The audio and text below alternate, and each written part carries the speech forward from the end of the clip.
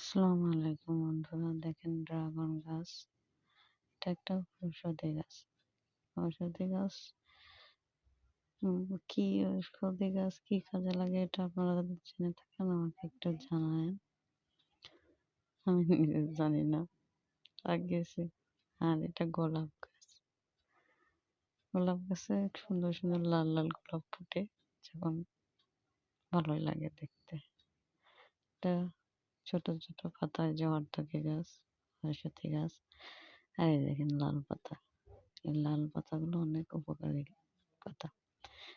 Aloe vera, জানি না aloe vera গুলো বাঁচবে কিনা।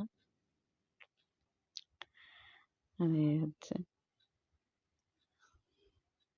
বাগানে পুঁইশাকের চারা। এই পুঁইশাকের চারাটা কি হবে? দোয়া করবেন যেন হয়। পুঁইশাক কেন খেতে পারি।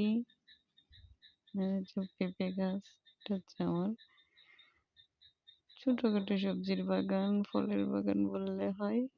দেখেন কত সুন্দর, কিন্তু পেঁপে নাই গাছ। ঠ্যাং ঠ্যাঙা পেঁপে দুইটা গাছ। পেঁপে হয়েছিল অবশ্য। জাম গাছ।